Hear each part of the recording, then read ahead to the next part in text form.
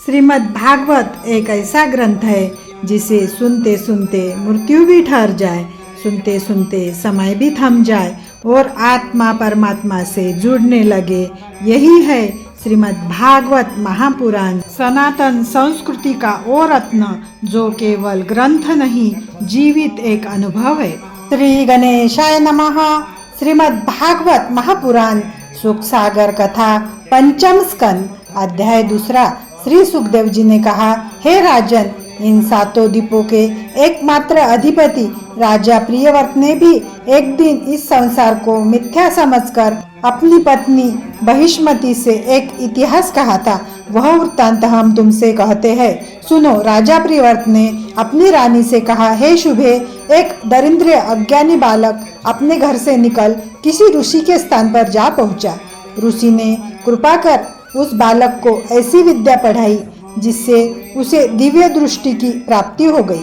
उस दृष्टि के कारण वह पृथ्वी में गड़े हुए धन को बता देता था तथा 100 कोस दूर रहने वाली वस्तु को भी देख सकता था। कुछ दिनों पश्चात उस बालक के माता पिता ढूंढते हुए वहां आ पहुँचे। जिस समय वे उसे पकड़कर ले जाने लगे, उस समय वह बालक यह सोचकर कि घर पर पहुंचने से मेरी यह विद्या नष्ट हो जाएगी, अपने माता पिता के साथ जाने में आनाकानी करने लगा। परंतु माता पिता उसे हठपूर्वक घर ले आए और उसका विवाह कर दिया। घर आकर वह लड़का उस विद्या को भूल गया तथा बोझ ढो ढोकर अपनी दरिद्रता के दिन काटने लगा। राजा प्रियव्रत के मुख से इतनी कथा सुनकर रानी बहिष्मति ने कहा, हे राजन, जब वह बालक ऐसा गुणी था तो फिर गृहस्थी के जाल में क्यों फंसा? यह सुनकर प्रियव्रत ने उत्तर दिया, हे प्रिय, यही हाल हमारा भी हो रहा है। हम भी श्री नारद जी के बताए हुए ज्ञान को भुलाकर संसारी माया मोह में पड़े हुए हैं। बहिष्मति बोली, हे महाराज, यदि ऐसा है तो हमें अब विरक्त हो जाना चाहिए। अपनी पत्नी की बात सुनकर राजा प्रियव्रत को अत्यंत प्रसन्नता हुई। तत्पश्चात उसने अपना राज्य तो पुत्रों को सौंप दिया और स्वयं पत्नी सहित वन में जाकर श्री नारायण जी के भजन एवं तपस्या द्वारा मुक्ति पद को प्राप्त हुआ। जो मनुष्य श्री नारायण जी की शरण में जाते हैं उन्हीं को सच्चे सुख की प्राप्ति होती है। सुखदेव जी बोले, हे राजन, जब राजा प्रियव्रत अपनी पत्नी सहित तपस्या करने के लिए वन में चले गए, उस समय उनके बड़े पुत्र अग्निरथ ने राजसिंहासन पर बैठकर अपने मन में यह विचार किया कि पहले हमें श्री नारायण जी का स्मरण एवं तप करना चाहिए, तत्पश्चात विवाह करके धर्मात्मा संतान की उत्पत्ति करनी चाहिए, क्योंकि वेद तथा शास्त्रों में भी यही लिखा है कि 24 वर्ष की आयु तक विवाह नहीं करना चाहिए। ऐसा निश्चय कर अग्निरथ घर से निकल पड़ा और मंदराचल पर्वत पर पहुंचकर एक रमणीक स्थान में बैठकर श्री नारायण जी का स्मरण एवं तप करने लगा। जब उससे तपस्या करते करते बहुत दिन व्यतीत हो गए तो देवताओं के राजा इंद्र के मन में यह भय उत्पन्न हुआ कि कहीं अपनी तपस्या द्वारा मेरे इंद्रासन को न छीन ले। इस शंका से सशंकित होकर इंद्र ने पूर्वचित्ती नामक एक परम सुंदरी अप्सरा को उसकी तपस्या भंग करने के लिए मंदराचल पर्वत पर भेजा।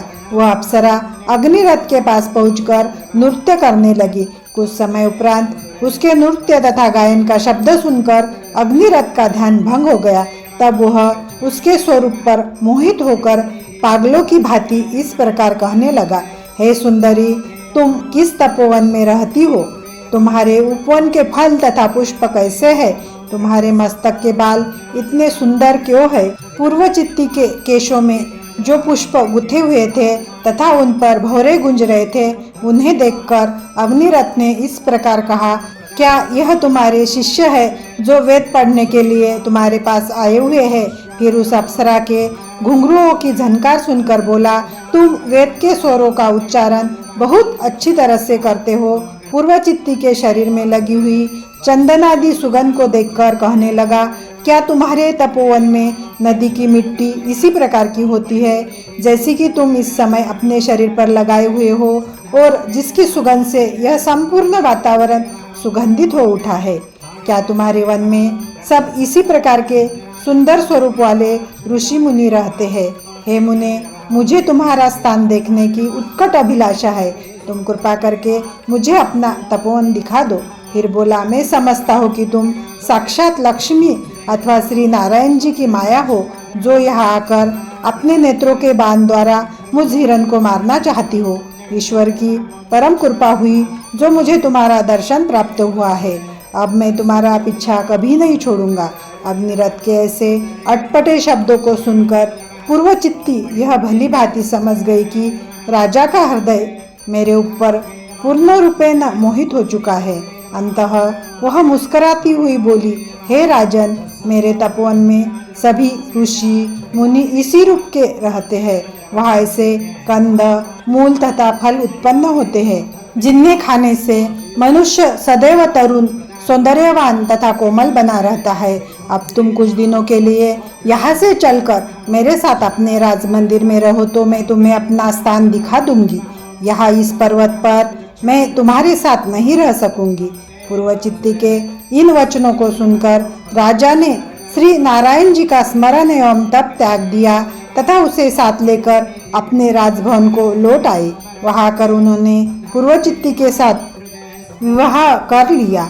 तदनंतर 10,000 वर्ष तक उसके साथ भोग विलास करते हुए धर्मपूर्वक राज्य कार्य करते रहे। पूर्वचित्ती के द्वारा राजा को नाभि तथा इलावृत आदि 9 पुत्रों की प्राप्ति हुई। वे सभी लड़के अपनी माता के आशीर्वाद से अत्यंत तेजस्वी तथा बलवान हुए। जब वे तरुण हो गए तब पूर्वचित्ती उनका विवाह करके स्वयं इंद्रलोक को चली गई।